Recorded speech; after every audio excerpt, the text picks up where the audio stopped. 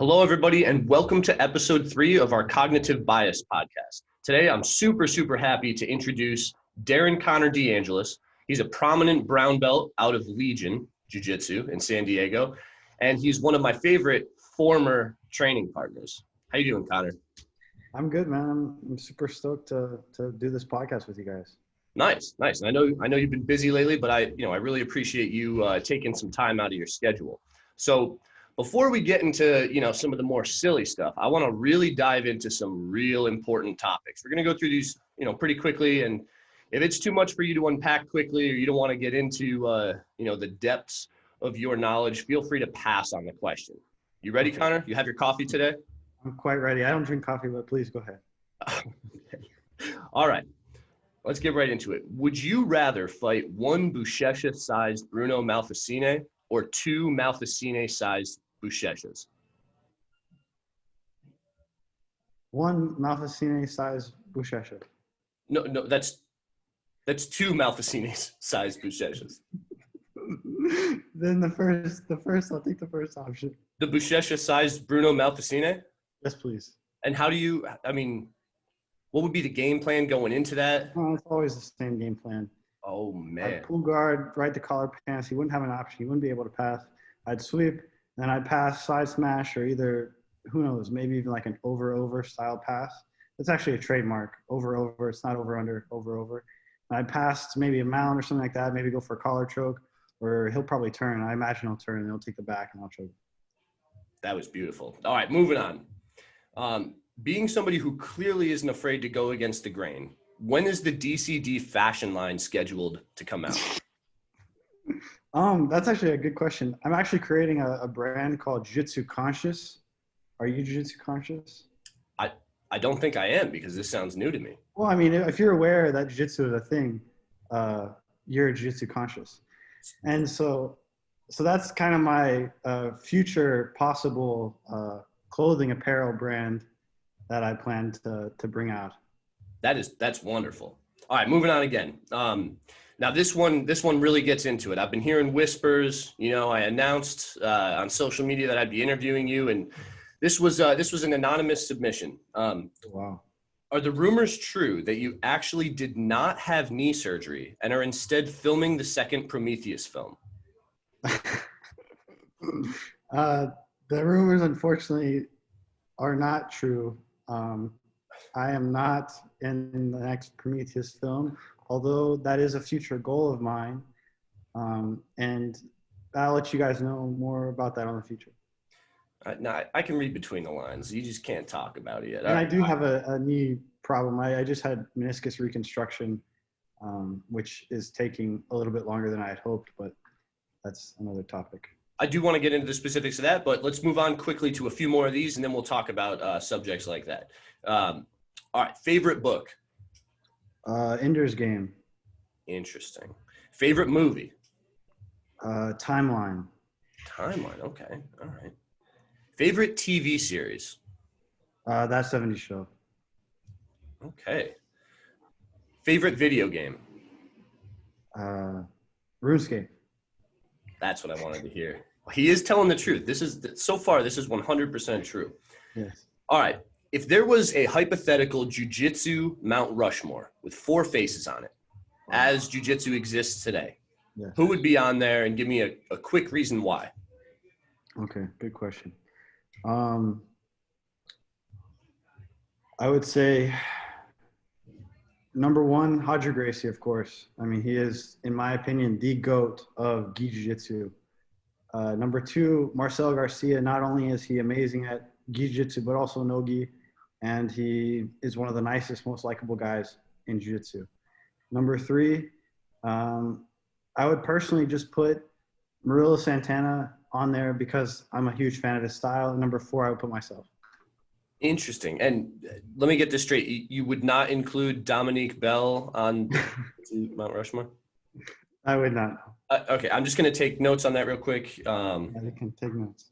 All right. And I have one more. This was also a fan submission. This is, as soon as we started this video chat, I realized that I think they're onto something with this. And being, like I mentioned, a former training partner, I don't know. This is a good question. Is it true that you don't have cauliflower ear because you've never actually conceded a scoring position ever?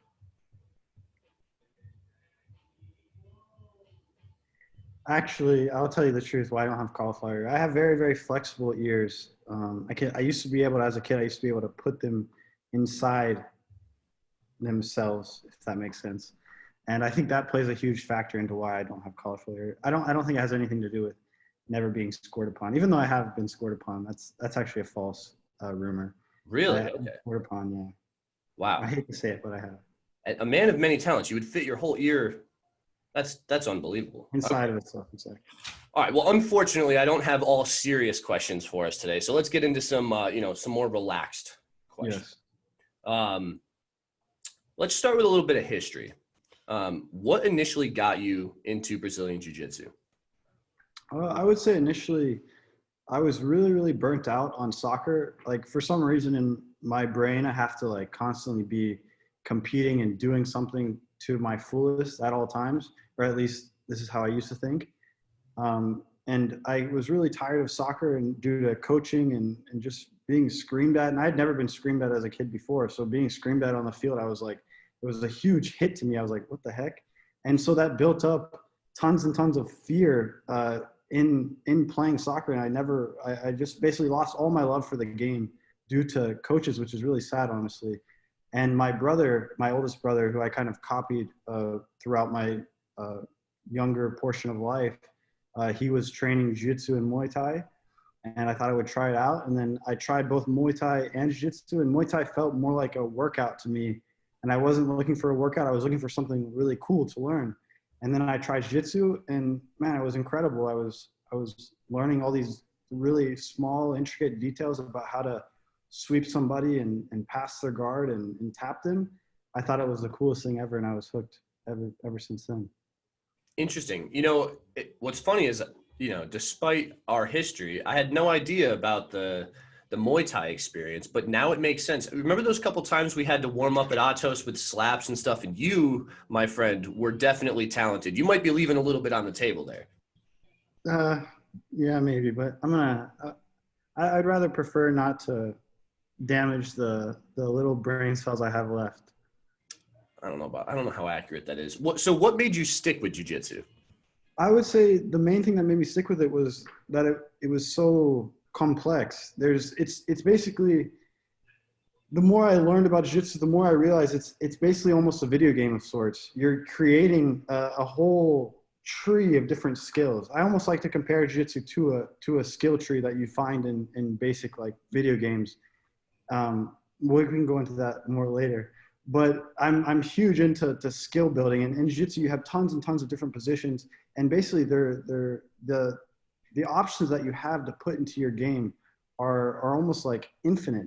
You can play half guard, you can play X guard, you can just make up random stuff, and I think that's the most beautiful thing of jiu-jitsu, in that you can take pieces from all these different things and create your own puzzle, and then go and test that puzzle in either competition or just in the training gym or on the mat, and see what works, and then go back to like brainstorming what maybe you should add this aspect into your game, maybe you should add this, or maybe you need to change your grip here or there. And that kind of really, really made me fall in love with jiu-jitsu, that aspect of skill building. That's excellent. Were you overwhelmed with that at first, that there's such a high skill cap, that there's so much that you can learn? Not necessarily. I feel like I've always had a very systematic approach to looking at different things and looking at things and how to improve on those things efficiently. And because I don't know why I have that kind of, I guess, background or just mental process of how I see things, I just saw it as taking one step at a time, trying all the different guards, and then taking which one I felt that I was best at, and then diving all my time and energy into that one. I like that. So at what point did you first think that jiu-jitsu could be something more than just this competitive outlet? When did you actually think you could do something with jiu-jitsu in terms of your career? I mean, right away I knew I could do it. My parents, I've had some of the best parents in the world, and they've kind of instilled in me the idea that I can do anything that I set my mind to. And so right when I came back from jiu-jitsu class, and I was so sick of soccer, and I knew that I wanted to pursue something athletic. I don't know why in me I have some need to compete and some need to use my body, which isn't necessarily the smartest thing to do, but I had some need to do this. And so right off the bat, I knew that I could become good at it, and I knew I could make money in it somehow. And what year was this? How long have you been training? I've been training for almost 8 years now. So this was, I don't know the exact year. I mean, we could do some math, maybe 2012. If I'm, like 20 minus 8, 12, yeah. But yeah, I would say it was about 8 years ago. Okay. Interesting. Now, to sort of zoom out to more of a macro view, if we're looking at the sport of jiu-jitsu, all the time we hear different discussions about how, people think that a certain rule set will all of a sudden make jiu-jitsu a spectator sport. And in my opinion, I think a spectator sport is something that you don't necessarily have to have played yourself in the past to enjoy watching. And I think that you would agree with me that right now jiu-jitsu isn't exactly a spectator sport. And if it is, it's definitely not very well known or mainstream. So what do you think that the sport as a whole has to do or go through to make it more mainstream?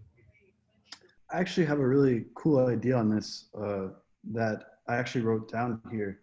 My idea is mainly that I believe in order to make jiu-jitsu more professional and really provide money to the athletes and then be able to, just make it more mainstream, like you're saying, is I think for one, the teams in regards to say the Atos or the Legion or the Alliance or whatever, need to start paying those top athletes. And then now once those athletes are paid, now those teams can talk to these different federations and be like, hey, like if you want my team to compete in your federation, we have all these top level guys. You're going to have to pay us to have them compete in your federation. And then obviously, I mean, this is all just in my head, and whether it's true or possible or not, I don't know, but this is just my idea. And then having to pay the teams, the athletes are getting paid through the federation as well, because I mean, you pay the teams and the teams pay the athletes, and then you have that kind of chain of money going down.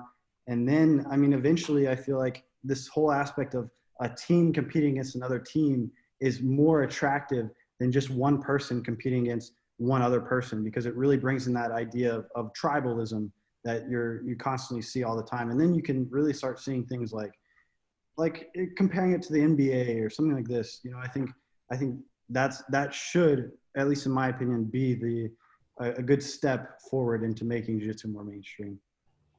Man, I think that's great. I've actually never heard quite an explanation like that.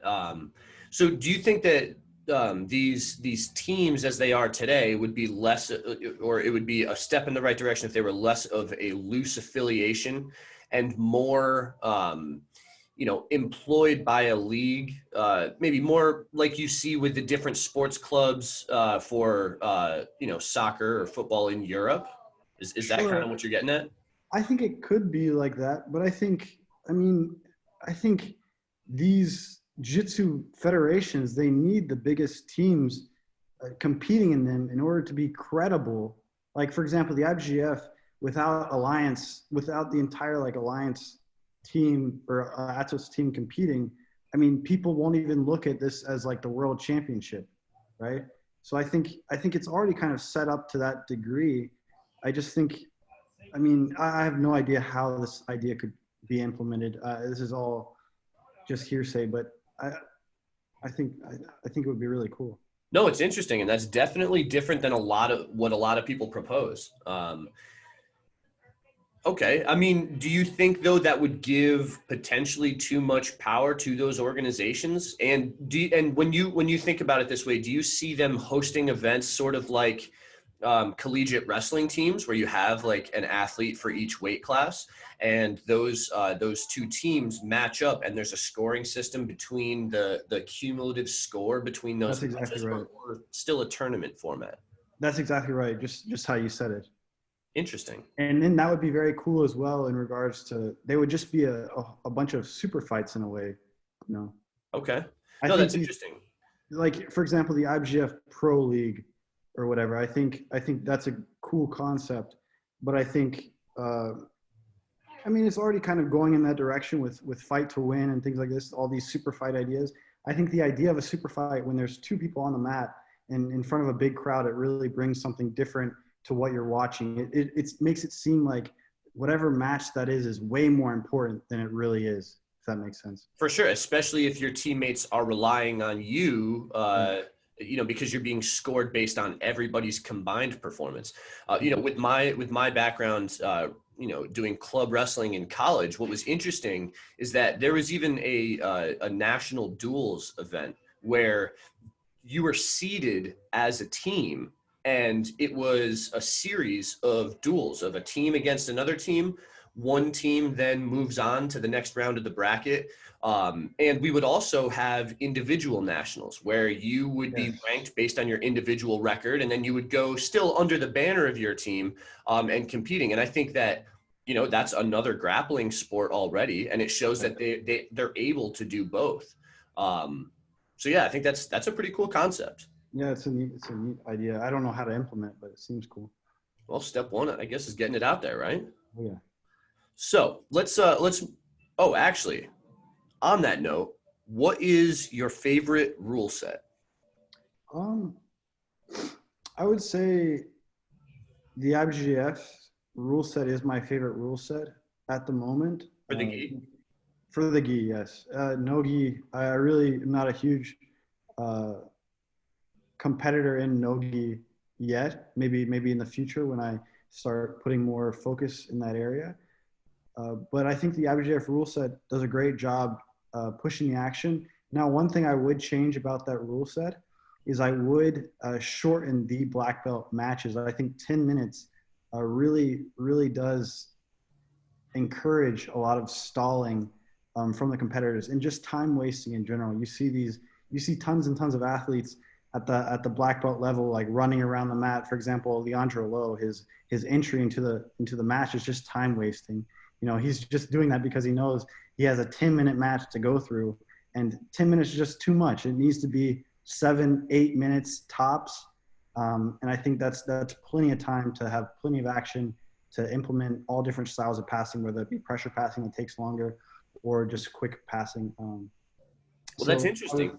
Yeah. And I mean, watching higher level jujitsu at these tournaments, you'll often see, when a guy's on bottom and he's ahead by advantages, but maybe he's down by 2 points, he'll set up the grips for his sweep and purposefully not do that sweep immediately, because his goal is to first burn some of that additional clock and then hit the sweep, not allowing enough time for the person to come back. And I mean, I guess to credit of what you're saying, they're gaming the system. When you have an existing rule set in place, the athletes on that given day are there to show up and do the best job that they can to win. So given that structure, that's sort of what we end up with. But it's not necessarily too fun watching a guy run a minute and a half off the clock so he can sweep at the right time, right? Exactly. Interesting. I like that. So as a follow-up to that, there's this growing loud subsect of jiu-jitsu that claims that sub only is the only way to go. What are your thoughts on that? And what do you think about, people, they often use stalling as an example, but is there really less stalling in sub only? I've competed in sub only. I'm the champion of the brown belt fight to win, which is a sub only competition. And I think, unfortunately, it does encourage a lot of just jumping on everything that's around that looks like a submission, and fight to win isn't even necessarily sub only. You get imaginary points for jumping on a random toe hold or a random ankle lock or going for a random loop choke. You get little mini half points for these half-ass attempts. And I feel like it almost encourages like half-ass jiu-jitsu. And I think to me, it's not attractive to watch. I like to see somebody who goes in with a plan or at least shows some sort of basic kind of goal. Like he wants to pass the guard. and he wants to submit, or he wants to enter in this position and then submit, or he wants to, like go from step A to B to C and then finish.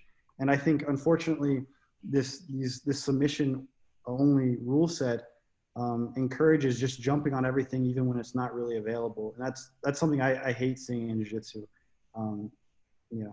No, I think that's a great observation. I was actually talking with one of our athletes in person the other day about that exact subject. And I was like, I don't know why they put sub only for fight to win. I mean, it's sub only, kinda. It's subs, but also decisions. It's not truly sub only. Now, what about, and these don't happen often, in my opinion, for good reason, but what about those true sub only events where like there is no hidden scoring, there's no nothing? You could look at the ones that have a time limit, sort of like the old Metamoris events, or some of these things like the old, Kumite, where it's like sub only, no ending it early. Like you're going to go until there's a submission.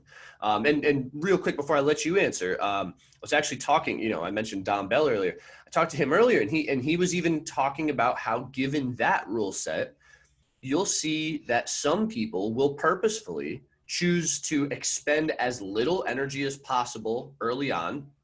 Some would call that stalling, just so that they get to a point where they have so much left in the tank than their opponent that then they turn it on and then they're able to get a submission on somebody that give them 10 minutes with that person, and they probably won't end up with the same result. So what are your thoughts on things that are truly sub only? Let's not talk about fight to win, because like that is a little different. I would say truly sub only, just like how Dom was talking about. It does kind of encourage that idea of just defend, use as little energy as possible, and then attack something. I'm not a huge fan of pure sub only either, especially when it's like no time limit sub only. I mean, that is just like, if you're asking for a boring, or not boring jiu-jitsu match, but a long kind of extended jiu-jitsu match that goes on for 30 minutes to an hour of people playing various leg locks and people not being able to pass the guard or whatever it is. It's not fun to watch. I think the rules of these other tournaments, say an IBGF or a fight, not even a fight to win, I would say an IBGF or maybe like an SJJIF, they have rules in play so that it forces the athlete to act and actually push the action, rather than waiting for the perfect opportunity to rise to attack a submission. No, that's good. I like it. And I think that something that we can see through this conversation is that when you have a given, and you see this in other sports as well, when you have a given rule set, there are people who will exploit certain parts of that rule set to get the desired result, whether that's entertaining or not. So I guess then the responsibility is on those setting the rules. If you're looking to make something more spectator friendly, you have to set up rules that incentivize that, right? No, I agree 100%. All right. Let's shift the focus back to you now, because you are a pretty interesting person, if I do say so myself. So recently we've been talking, and I know you're big on note-taking and journaling, and this is in more areas than just jiu-jitsu. But first, let's start with jiu-jitsu. How have those things influenced your jiu-jitsu development? And personally, I've noticed how this is sort of developed from my end, and feel free to correct me if I'm wrong. You started off with sort of these haphazard note-taking things where you're taking these thoughts and putting them down. And then you started to really organize those to now the point where you journal, and you journal for substantial amounts of time. Bring me through that process, and at first start to talk to it about how it applies to your jiu-jitsu, and then if it's expanded to other areas, illuminate that as well. Yeah, so I first started taking notes in jiu-jitsu, first when I started jiu-jitsu, I started taking notes in like a journal, in like an actual pen and paper kind of scenario. And then I realized, I never really go back and look at any of these notes because they're in the pen and paper format, and it's kind of a hassle to find my notebook after class and look at what I have or bring it to class every single day. And I mean, I have an Apple phone, and now I just put all my jiu-jitsu notes into my phone, or this is what I did. This is what I started to do, say 4 years ago. And I would just put little blurbs of different ideas that I had to do, because I'm constantly, when I'm off of the mat, I'm constantly thinking about how I can improve on the mat. I'm constantly thinking like, well, I remember person A was giving me a really, really hard time with this certain position, and I thought it was going to work, but it wasn't working. Maybe I should try this grip rather than this grip. So I would write down that little tip for me to try in the training the next day. And right before the training, right before class started, I would look at my phone and see what notes I have so that I can work on those positions that I wrote down the day before and improve on whatever position I was working on. Because every single time I enter into training, I always have a goal in mind of what do I want to improve on in the training. I'm never really trying to really win the match unless it's more of a competition training scenario. And even in such scenarios, I'm always trying to focus on a small aspect of jiu-jitsu, because jiu-jitsu is so big. I have to compress it in some way so I can become good at it as fast as possible in the most efficient path as possible. And I found that note-taking has been a huge kind of just tool for me to do that really, really efficiently. And now I've kind of taken that to the next level. And now when I study jiu-jitsu online, I'm a big proponent of studying other competitors, especially competitors that I really enjoy watching, like a Murilo Santana or a Felipe Pana, people like this. I go on their matches, and when I see a little blurb, because technology has become so advanced, whenever I see a technique that I like, I take a screen cast of it or a quick screen video of that 15-second technique of whatever they're doing in the match. And I write a little note about it, and I put it in my notepad on my phone, of course. And then whenever I enter into the training, I already have everything ready with the video prepared for me to study and figure out that technique and why it worked for them, and then add it into my game myself. And then I've kind of taken this even to the farther level, because I thought to myself, like, okay, I'm improving in jiu-jitsu very quickly. Why is that? Well, it's because of my note-taking and my constant thought process, just constantly thinking about how I can improve faster and faster and faster. And then I've taken that into life as well, into different career paths that I choose to go into. And well, I've kind of become like an avid note taker, and every thought, every interesting thought that I have, I write it down in my note, or not necessarily write it down, I type it down in my notepad right away, so that I always have those thoughts. Whether I look back to them or not, I'm reinforcing those thoughts in my mind so that I have them to kind of build on later, so that I can keep moving on these thought patterns. Because every single time I look at one of those messages, or one of those notes, I'm brought back to that time and place in which I wrote down that thought, and then boom, now I'm back on that thought process, in that thought, trying to make it deeper, trying to go deeper and deeper on those thoughts, and really trying to find the treasure that can be found in finding a really, really good idea. And now currently I'm working on other aspects of my life, whether that be learning how to sell, learning how to copyright, learning how to just write in general, because eventually I would like to be a good writer and be able to create value for the jiu-jitsu community through writing and talking about different aspects of jiu-jitsu. And so now just my whole note-taking has just become a huge, huge part of my life. And it feels amazing to have so many. I have over 1,700 notes in my notepad right now, just like thoughts. 700 of them are jiu-jitsu, and the other 1,000 are just like either thoughts about myself, learning more about myself, or just thoughts about just different career paths or ideas that I have and want to go into in the future.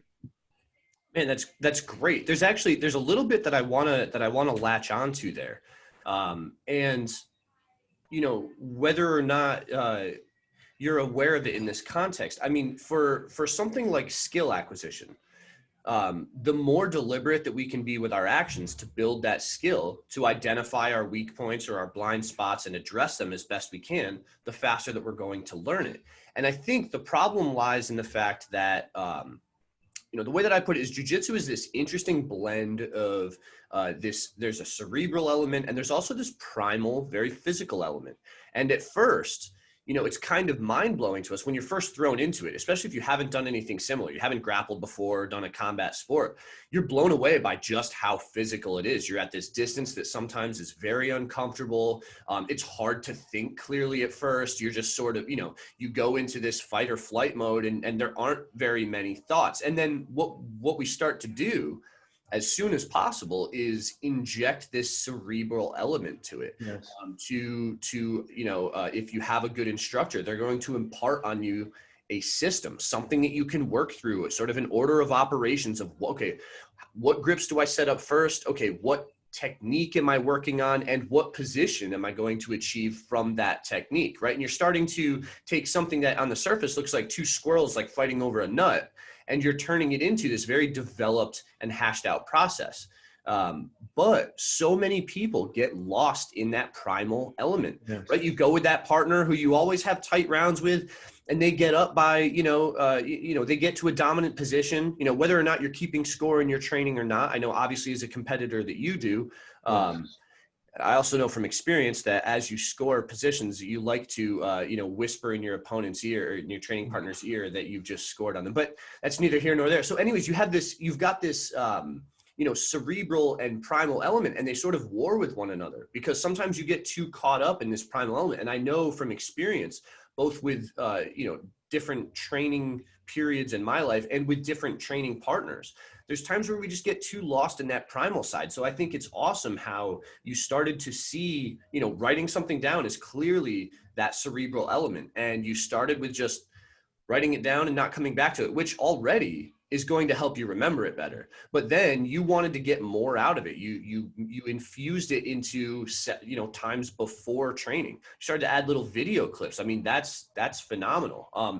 Do you find that that even your note taking and then applying it to a skill, I mean, is this a skill itself? Does this help? And you already mentioned how it bleeds into other areas. Do you see that you're still getting better at this?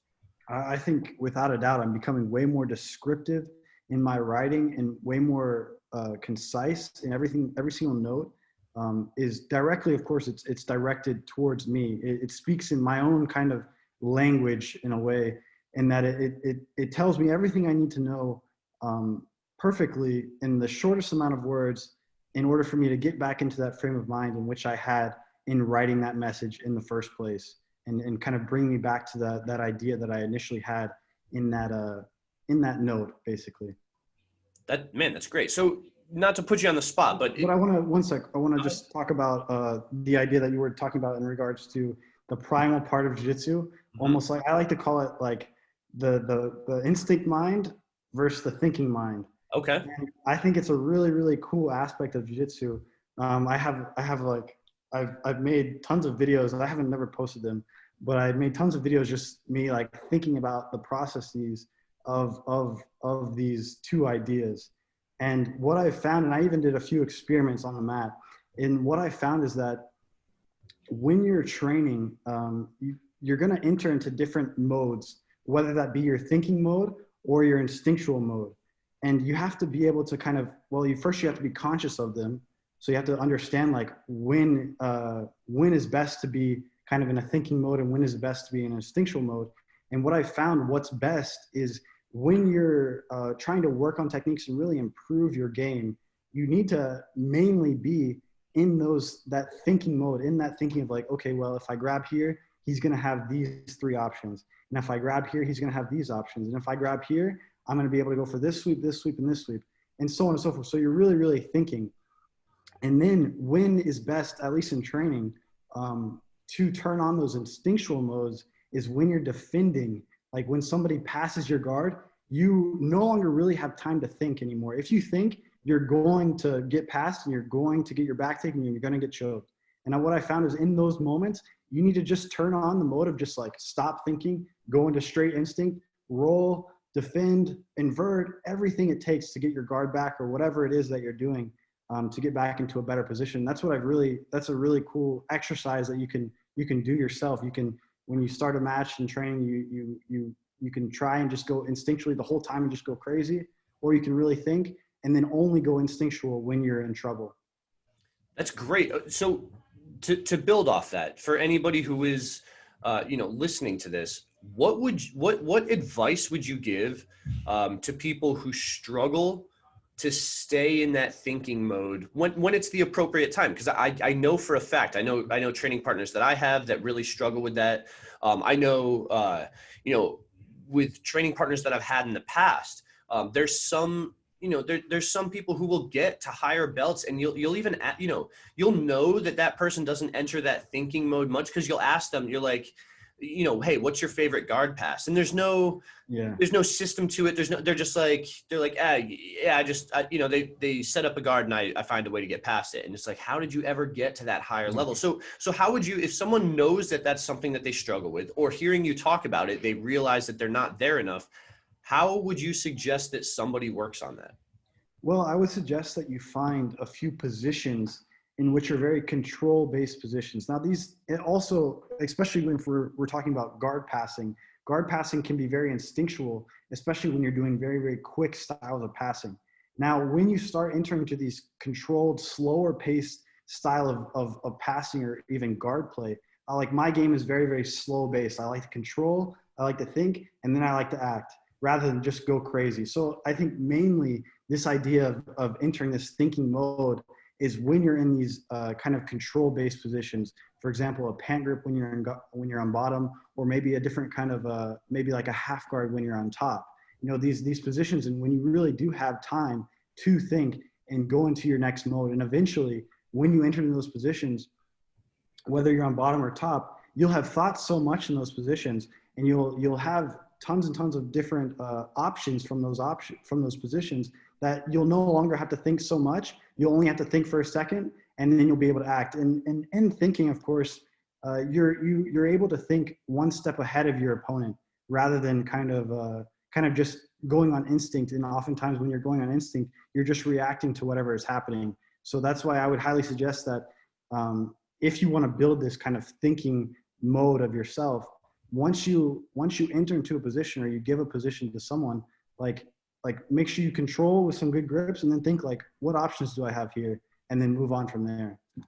That's great. Now, do you think that there are people who struggle, like maybe certain personalities that then struggle with the other side, that find that they can't have proper instincts or reactions without deliberate thought? Do you think that that's something worth addressing too? Without a doubt, everyone's personality and jiu-jitsu style is different, and some definitely lean towards that thinking style, and others lean towards that instinctual style. I believe, for example, you could say like a Lucas Hulk Barbosa, not that he's dumb by any means, he's an extremely intelligent person, and he has both sides, but it definitely seems like if you watch his jiu-jitsu, he leans way more towards that instinctual, quick reaction-based style. Whereas if you look at, say, like a Gustavo Batista, or maybe even myself, for example, you can see that a lot of the movements and everything that he's doing are very slow and almost calculated. And he's been in those positions so much, he's thought so much in those positions, that they eventually become instinct.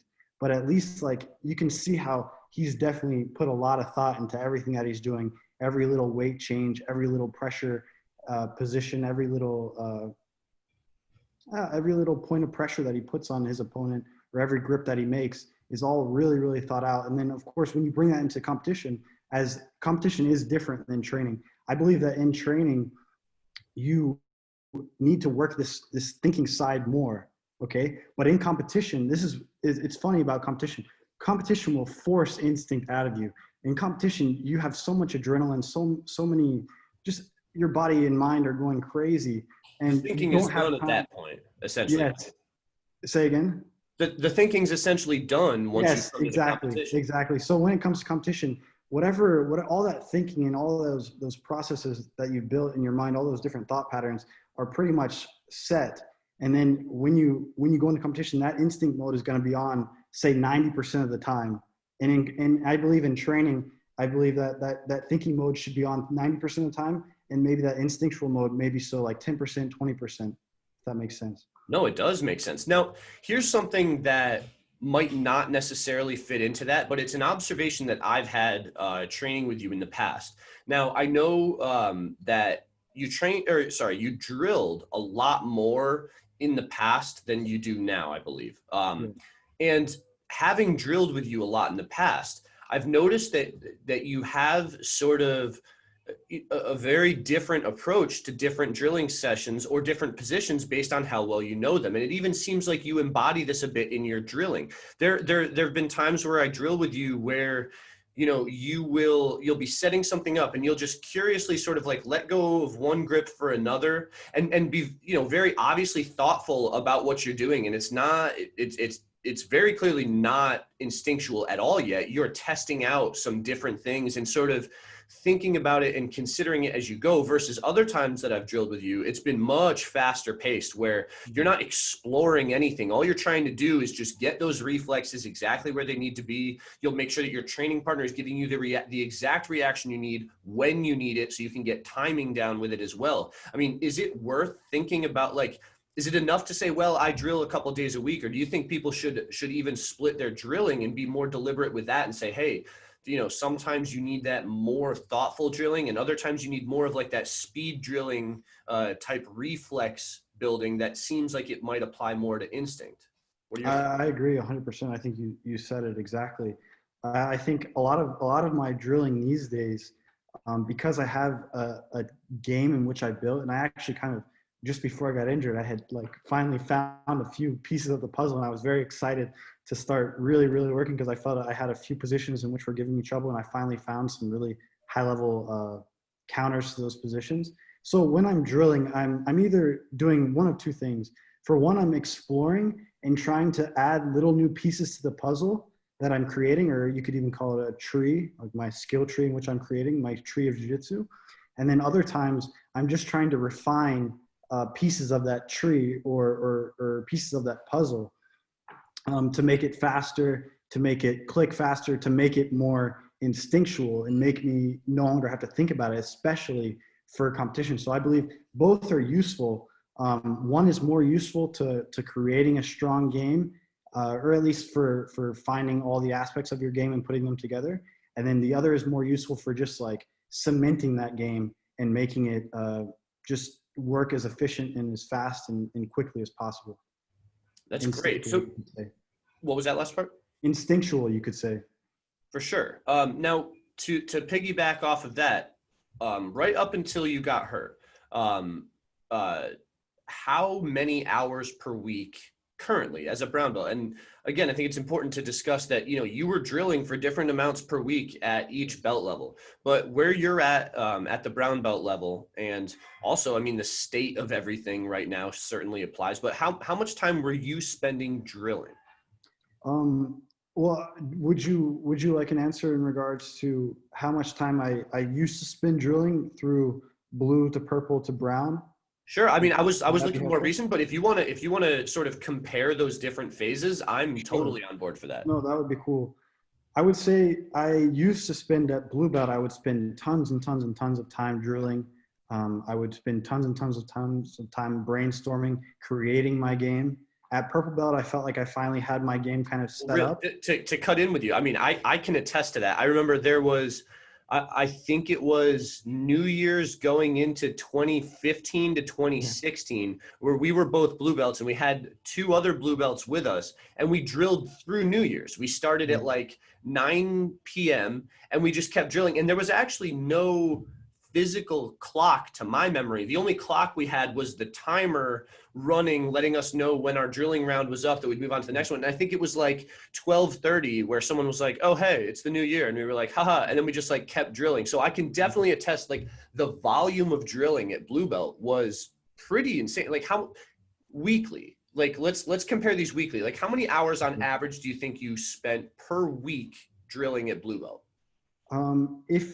If we're not counting the drilling that you're kind of forced to do in class, which I don't really like to count because those are towards positions in which I don't really, most of them at least, wouldn't fit into my game. So directed drilling towards my game, I would say at least 5 to 6 hours a week, maybe sometimes 7, depending upon how I felt in the week, and maybe if I went to open mat or not.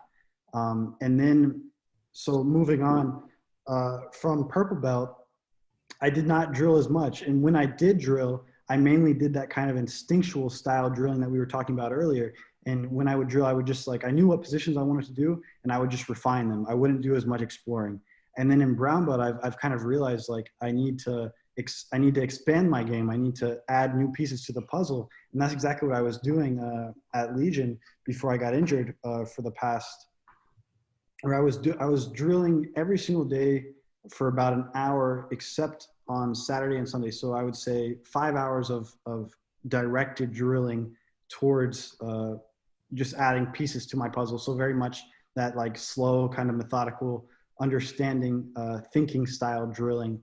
That's what I was doing before I got injured. So about 5 hours. And then what, just for the hour, so I know you said you weren't doing as much at Purple, but if you had to throw a guess out there, about Two. 2 a week. Okay, so no matter what, it's always remained a pretty, I mean, man, there's plenty of things that I would love to be able to dedicate 2 hours a week to. I mean, that's still a significant amount of time, but I think it gives a really useful frame of reference for people who, sometimes they wonder what it takes to perform at a high level, and that shows that consistent dedication. Because I also liked what you were talking about drilling in class when you're sort of given something new, because by default, unless that's already a very polished position and that exact variation that's being taught is one that you hit all the time, you're probably not going to be doing the reflex type sparring. There's no reflex to develop. You're exploring the position. You're finding the appropriate grip transitions, every detail that you might miss at first.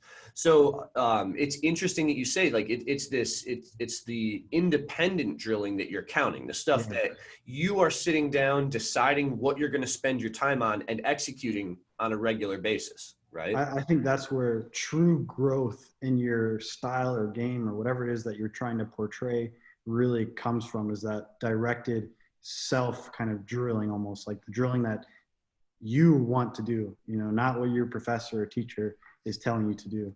And I think a lot of schools kind of miss out on that idea. So at least for competitors, I think competitors have to be drilling things for their own game, their own style. If they choose to just allow someone else to choose the drilling for them, their progression and their goals, whatever that may be, will come so much later in their life, and it may never come at all. No, that's true. And I think it's important. Maybe I do this too much. But I love to compare jiu-jitsu to more established sports, because what we're looking to do, it's a quickly growing sport. We want it to advance like these other developed sports that we already have. And I think what's important to note, there's plenty of people out there who say, I don't drill independently because it's boring. And I guess if you're just in the super hobbyist realm, that's your prerogative. You don't have to do what you don't find enjoyable. But you won't see people practicing soccer and not doing some dribbling skills to do there's all sorts of avenues in other sports where people are drilling. It's not necessarily called the same thing, but there's in sports like football, you'll have people break down based on position, and they'll be doing skill specific drills based on their position. So this isn't a very foreign concept. And in other sports, it's actually, this systematic approach that you're describing is well hashed out in other sports. The unfortunate truth is that it doesn't seem to be all that hashed out in jiu-jitsu. So it's nice hearing when somebody has developed that and dedicated a lot of time to doing that. So that's awesome. I appreciate it. So here's kind of a cool thought experiment type thing. If you could go back in time and talk to 16-year-old Connor just for 5 minutes, you don't have a ton of time, what would your advice be?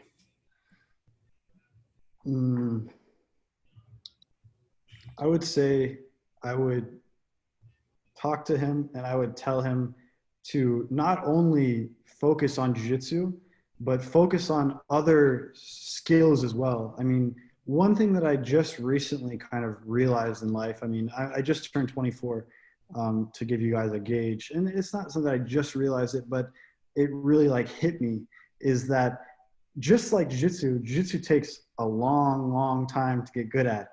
And it takes a long time of dedication and kind of time in order to get good at it. And I kind of thought that these other skills in life, whether that be selling or marketing or writing or, all these other cool skills that are at least cool to me, these other interests that I have, I didn't know that these things also require tons and tons and tons of time to get good at. And now I'm realizing that I'm not necessarily playing catch up, but I'm really, really focused on just overall skill building rather than just singularly focused on jiu-jitsu. So I would just tell myself, look, like you can become good at all these skills, all these different interests that you have, which unfortunately at the time when I was 16, I only had one interest, and that was like jiu-jitsu or soccer. So I would just tell myself to kind of try my hardest to find a couple other interests. And even if they're not interests yet, just try and work on them for at least, say, 10 minutes every single day. I've actually been reading this book called Atomic Habits by James Clear. It's a really great book.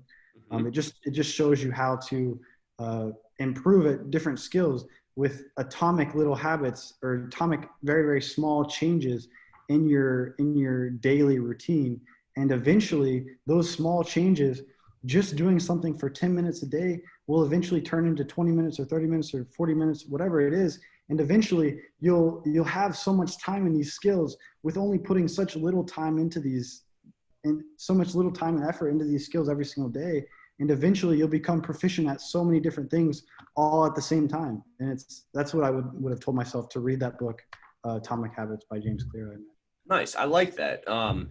And it's interesting that you mentioned, comparing jiu-jitsu to these other skills, because so often people will talk about what martial arts have instilled, and they'll talk about more general concepts like discipline. But I think that learning, especially in a systematic fashion, like you're talking about, is a skill. It's a skill that can be developed. And when you're learning that next thing, let's say, for the sake of this example, we're talking about chess, right? And you've already excelled at competitive jiu-jitsu. You can take your, the way that you develop strategy, the way that you take notes on different elements, the way you study others. You can all of a sudden apply that to just a different context and learn it faster than if you didn't learn that first skill and all of those like sub skills in the first place, right? Exactly. I think learning jiu-jitsu taught me how to learn very, very well anything that I choose to dive into in my future. And I think learning is an amazing, that's a skill of it in and of itself, is the ability to learn. And not many people have that skill, and they need to work on that skill. It's the same, like coachable and ability to learn are kind of things that are very similar. I think if somebody has the ability to learn, they'll probably be a good student or athlete. Yeah, for sure. No, this is good stuff. So where, to sort of piggyback off that, where do you see yourself in 10 years? Obviously, there's plenty of question marks, but throw some things out there that you could see happening in 10 years. I would say in 10 years, I hope to enter different markets even. I feel like jiu-jitsu is my first market. I feel like in time, I'll realize and I'll have built so many different skills. Currently, I'm working on writing, copywriting, jiu-jitsu, reading, what else? Video making, just all different types of marketing skills. So I'll have all these different marketing skills ready to take me anywhere that I choose to go in the future. I feel like, at least for myself, I feel like if I'm not learning or I'm not trying my hardest in whatever it is that I'm doing, I'm not growing. And if I'm not growing, I get like very sad and depressed. Like even some days I don't feel like I was productive enough, and I feel like, man, what did you do today? What are you doing? Like, what are you doing with your life? So I think in the next 10 years, I hope to have kind of accomplished my jiu-jitsu side of my life. And I hope to compete at black belt and do very, very well. And I hope to just continue to provide as much value to the jiu-jitsu community as possible, and take all those skills that I'm learning, providing value to the community. Another skill that I'm working on is speaking in front of a camera. I have my own little thing on YouTube where I study different matches, and you guys can check that out on my YouTube channel if you guys want. But that's enough plugging. What's the name of the YouTube channel, just so they can search? You can search Darin Conner DeAngelis, and you'll find it. All my different YouTube videos on jiu-jitsu and everything like that. But yeah, I just hope to take all these skills that I'm learning in jiu-jitsu and push them to help the world and do more and more positive stuff for the world in general. That's great. So, where would you see the state of jiu-jitsu being 10 years from now? Man, I think jiu-jitsu is growing, and I think people realize when they do it just how incredibly positive and amazing it is, and how it brings so many people of different cultures all together in one place. And then you like roll and train and like laugh and grow with them. I mean, it's an environment unlike any other. And I think, for one, it's the best environment that I can think of for a kid in the future. And I know my kid in the future will be put in jiu-jitsu just because I think it's great for that kind of growth process as a kid. But I think jiu-jitsu is going to keep growing, and I think it can be really, really big, and it's going to be big. In the next 10 years, I see, let's just say, for example, if say jiu-jitsu has 4 million people in it at the moment, I would say at least double, maybe triple that. Okay, and I think that's reasonable given the current trajectory. I don't see why that couldn't be the case. So to bring things back more to the present, I know some people have probably seen like your videos with flow grappling and stuff. What are some of the pros and cons about van life?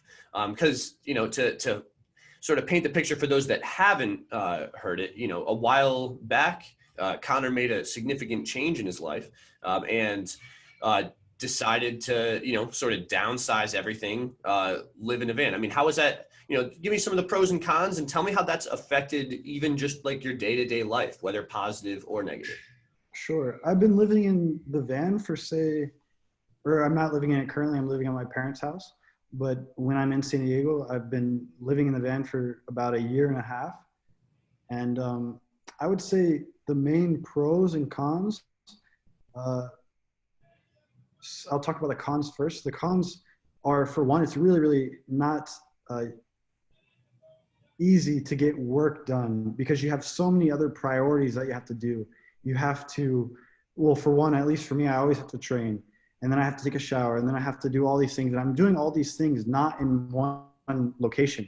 I'm like taking a shower here, I'm training here, I'm doing my laundry way over here on this other side of town, and then I'm going to lift at this gym over here. And all my time is kind of spent just like traveling around, which is cool. I'm living out of my van, but it's difficult to get work done, and it's also very difficult to cook. And that's a big con of the van, is, at least for my van at least, it's very small and it's difficult to cook in it. And so I spend most of my time eating out, Chipotle and places like this. So that's a big con. And then the pros are, it allows me to stay singularly focused on my goals at hand, which are normally always jiu-jitsu. But I'm actually thinking about, I'm getting married sometime within the next year, and I think I'm going to have to kind of put the van life aside for a while, maybe even sell the van and start moving into like an apartment scenario so that I can really focus on growing all these different online aspects of my life, whether that be business or whatever it is that I'm going to have to do.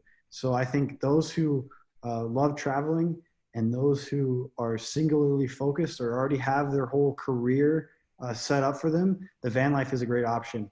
But for those who are kind of still figuring their lives out and don't really have their career aspect of their life ready and set yet, I think you should definitely hold off a little bit on that van life dream of yours maybe, and wait until you have all that set. And then once you have that set and all you really need to do is singularly focus on that career, then the van life is very, very easy and really, really beneficial, because that's exactly what it allows you to do. It's just, for one, it allows you to travel and have a lot of fun and see different places and singularly focus on one thing.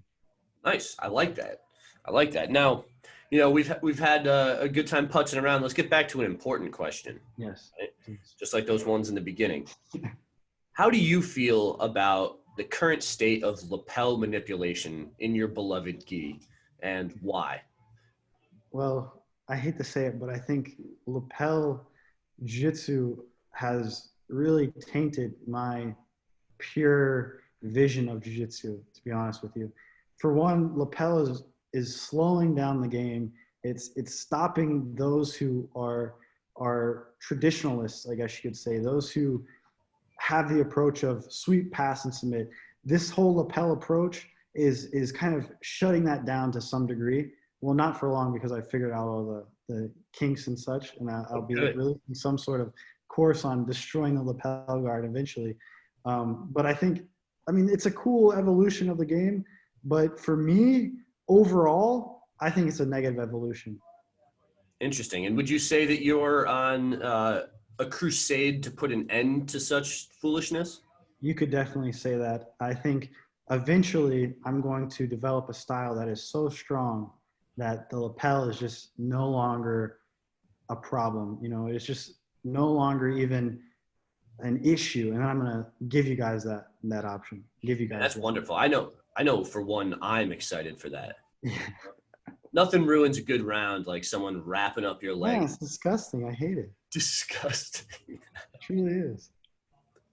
All right. You know what's especially disgusting is someone can make a living off of selling that stuff. You know? No.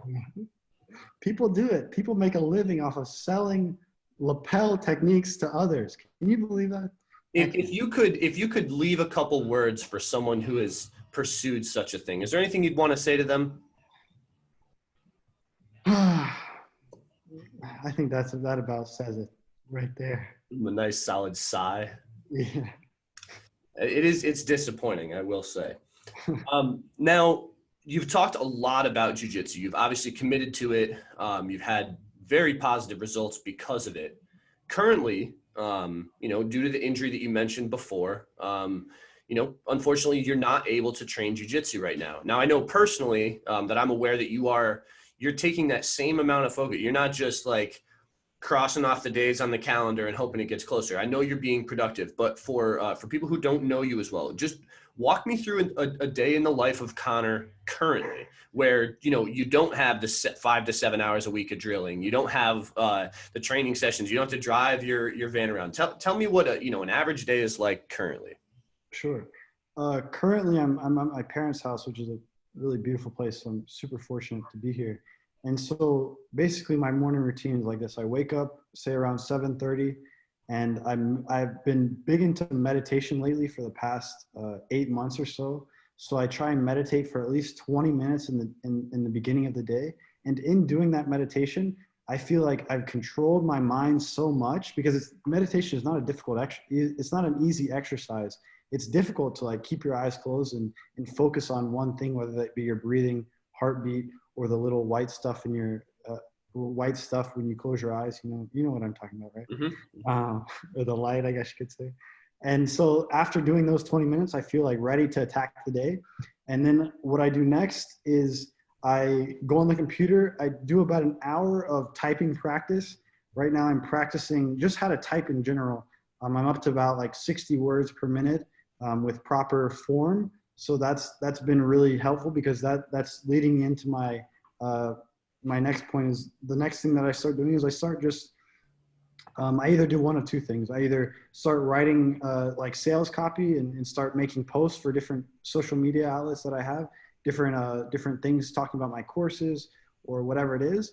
Or I'm also doing a little bit of writing for a small business that's growing. And then after that, I either lift.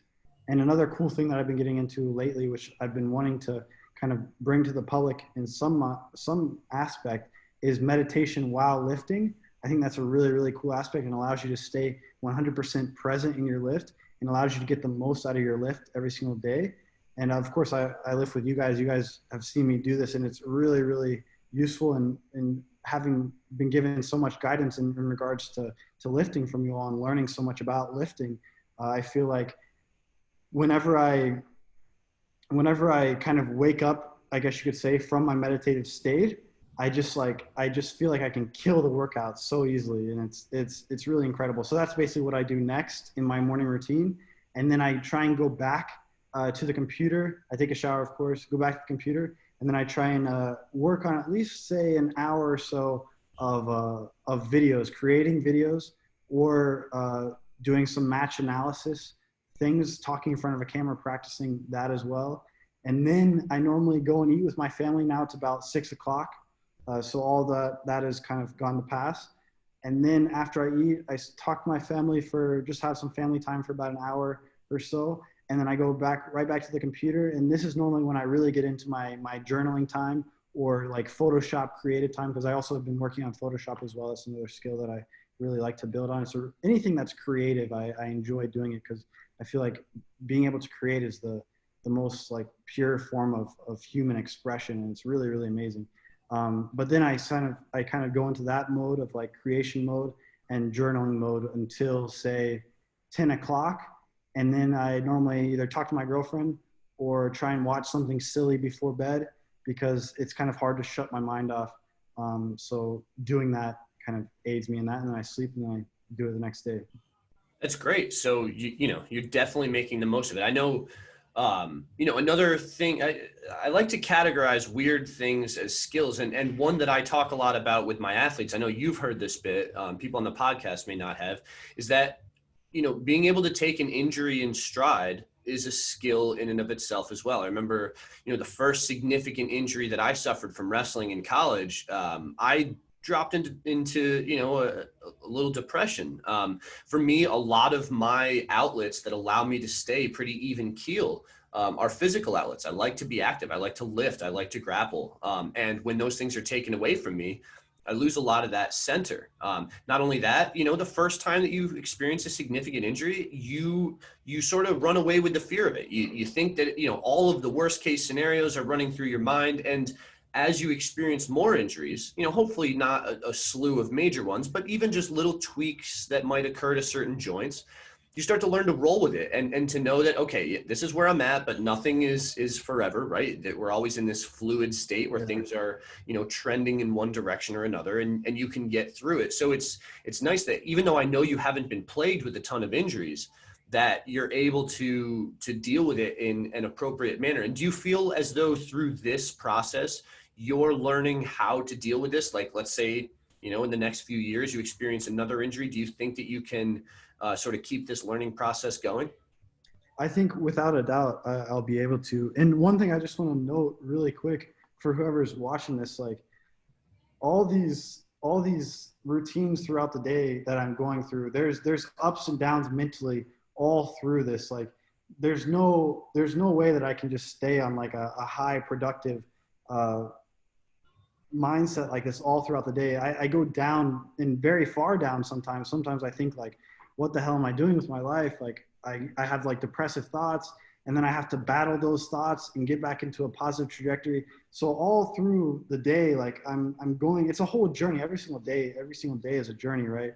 And throughout the journey, I'm going up and I'm going down. And especially when you start like comparing yourself to others and everything, like that's one of my difficulties, I guess you could say, in life, is like comparing myself to where others are and where I want to be. And it puts me in a very bad place, And so throughout the day, like, don't think that I'm just like killing it all day long, like there's down times where like I'm human just like everyone else, I go down and then I have to build myself back up and I get dropped down again. And it's a huge struggle every single day. Life is struggle, right? So, I mean, I just want to make that known that I'm not some like superhuman who can just do things all day long without any sort of, I guess, downtime. Well, you may in fact be a superhuman, but point received. Something that I know you were kind of hinting at there that, again, due to my history with you, I'm very well aware of, but I sort of want you to elaborate on a little bit. When you just went through your typical day, I don't remember hearing anything about scrolling on social media. And then weirdly enough, you talking about comparing yourself to others and how that's something that you've recognized is maybe not necessarily the best trait within yourself. What is your current relationship with social media? What sort of things have you realized with your patterns and tendencies in the past? And how are you sort of molding that to fit your current objective? No, I think that's a great question. And for one, what I've done currently is I've turned off the I've turned off the colors on my I don't know if you guys can see, but I've turned off the colors on my phone so that it's no longer so addictive for when I look at it without like a purpose. I try and make it almost like a notepad as much as possible. So I've done that, and that's kind of been helpful. And other things, I turned off all my notifications to pretty much all my social medias other than text message and maybe WhatsApp. Well, And interestingly enough, I have a similar approach, except I don't turn my notifications off. I turn all of them on. So I'm so flooded by it that nothing really sticks out. But yeah, continue. yeah, well, I mean, what I've been realizing lately is every single time I see a message, it takes me from whatever it is that I'm doing in the day, and it changes my thought pattern. So maybe I'm having this really awesome positive thought, and then boom, somebody impacts my life with some thought over here. Like that just makes me so annoyed, and I can't stand that. So I turned all that off, and that was very helpful. And then I tried to the best of my ability to look at social media as little as possible. When I go on social media, it's mainly just to make a post, comment on those who comment on my post, and respond to any messages. When I do not scroll through anything, as much as I can help myself not to do so, I do not scroll through anything. I try my hardest not to look at anyone else's stuff. You know, this is kind of like, whenever I do go on these like scrolling escapades or whatever it is, I feel like, sure, there are some good things out there, but it's all just kind of pushing me towards a negative outlook. And it's kind of, it's taking away time from my productive routine that I know and is proven to make me happy. I know, like, when I have a productive day, at the end of that day, I'm like up here, you know, I'm way up here. And when I know that I've spent maybe too much time on social media and wasted some of my productive capability throughout the day, I'm like not so high, right? So that's what I would suggest. No, that's good. And correct me if I'm wrong. I'm seeing sort of a common theme here, whether it's with training jiu-jitsu or drilling, whether it's with journaling, whether it's with the way that you use social media. It seems as though a very common theme for you is being very deliberate with your efforts. You're not going about things in this helter-skelter, sort of way. Like when you are, if you're using social media, you're trying to be deliberate. It's not just this scroll hole where you get lost in it, right? Does that seem to be accurate? 100%. I would say my whole jiu-jitsu style is based on this as well. Every single grip that I make, every single like point of pressure that I place, all has a reason behind it. You know, I try to do everything with a reason behind it. It's not difficult to explain. That's all it is, you know. And I think for me at least, that's what works. For you, maybe you have to try something different. So would it be fair to say that if you ever get into an MMA career, the name could be Darin Deliberate DeAngelis, or am I going too far with this? No, I think you hit the nail on the head. That's the one.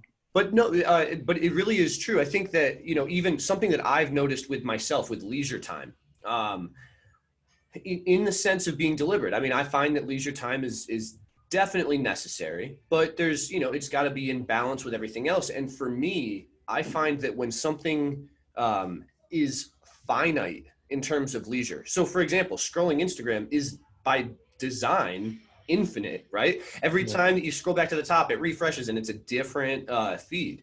You go on to explore and you've got all these, like, it's supposed to be infinite. For myself, even if it's, if I'm going to play a video game, I prefer one that has a finite beginning and end, not something that's just completely open, because it leaves that leisure time to spill into other things that are important, be it sleep, be it, whatever it may be. It then has more of a negative effect. But if you tell yourself, hey, I've got an hour, and with that hour, if you're playing, a specific game, or, a board game with friends, something that has a distinct beginning and end, you can work within that confine, and you don't get stuck all of a sudden looking at a clock and realizing that, you should have been in bed an hour and a half ago.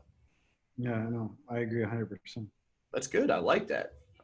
Well, we've definitely covered everything that I had down. I had a lot of fun. I hope you did too. But before we wrap things up, a lot of things you were talking about, you're obviously working on a lot right now, but if people were interested in products that you do already have, you mentioned briefly your YouTube, but are there any other things that you would want to plug here in case people are curious about some of the final products that you've worked on? Sure. Currently, I just released, say, a few weeks ago, my very first instructional course, jiu-jitsu instructional, on the single leg X position, a position that I've been deep diving into for the past 8 years of my jiu-jitsu career. I feel like I have so much knowledge in this position, and I pretty much give all that I have in this course. Not all of it, but a large portion of it, and a lot of details and things that you've definitely never seen before. So definitely check that out. And that's on jiu-jitsux.com. And the course is called Tactical X. And I'm coming up with new courses, new ideas for a passing course, and just trying to bring as much value to the jiu-jitsu community as possible at this moment. And you guys can find me on my YouTube channel or on my Instagram. And if you ever have any messages or questions rather on any jiu-jitsu techniques or anything about myself or my life, I'm 100% open. Ask me, go for it. I'm super happy to answer and help you guys with anything that I can, especially jiu-jitsu related. That's great, man. That's great. And I'm definitely excited, as more of those projects roll out. And I think I should definitely give that Jiu-Jitsu X one, a little bit of a sneak peek myself. Oh, yeah. So thank you a ton, Connor. It was definitely my pleasure having you on. And we should do this again sometime in the future. Man, I'd love to. Anytime you want. It's always fun. All right.